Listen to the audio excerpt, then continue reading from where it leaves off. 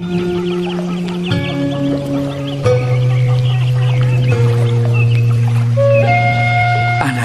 jimat awaking hidup kudu reueus hirup huripna ngajadi diri anjeun sorangan. Raksa pariksa amarah hidup nu ngabalukarkeun kaduhung temanggih tungtung. Jalanan hirup ku handap asor ka papada manusia. Jaga jeung riksa sarupaning anu dipiboga ku hidup. Panon dina tetempoanana, ceuli dina dedengeunana, leta tina ucapkeunana, leungeun tina cacabakeunana, suku tina lampaheunana.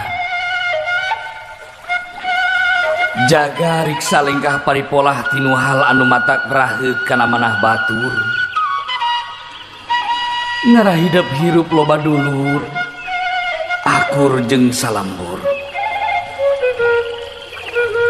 Ulah poho, omat, jaga riksa kaluhungan alam dunya.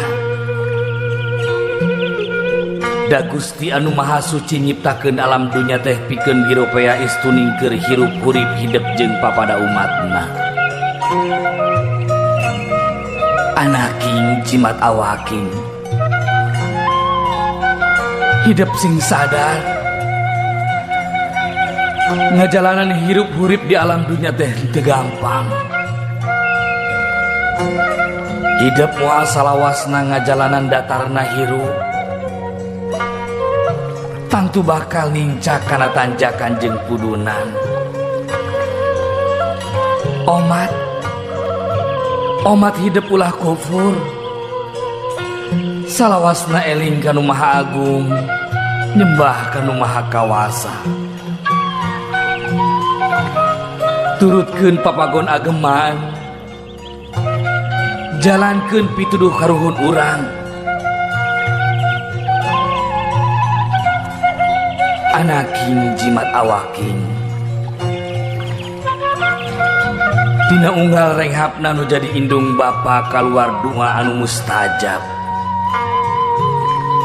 Pikeun anakna ngarah hirup pinanggih jeung kabagjaan, kajembaran.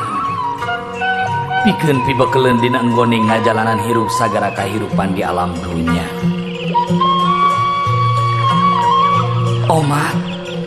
Omat anaking hidup kudu silih asa, silih asih, silih asuh, silih talingakeun ngadiri, silih simbeuhnya kadede, deheuskeun duduluran, raketkeun babarayaan, ulah rek pakia-kia, ulah rek pasalia paham, hamo nepi ka papasiaan. Anaking jimat awaking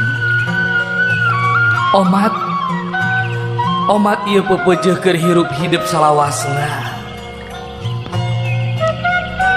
Bral anaking jalanan hirup hurip hidup, sugan jeung sugan hidup bisa ngajadikeun diri hidup jadi manusia anu unggul.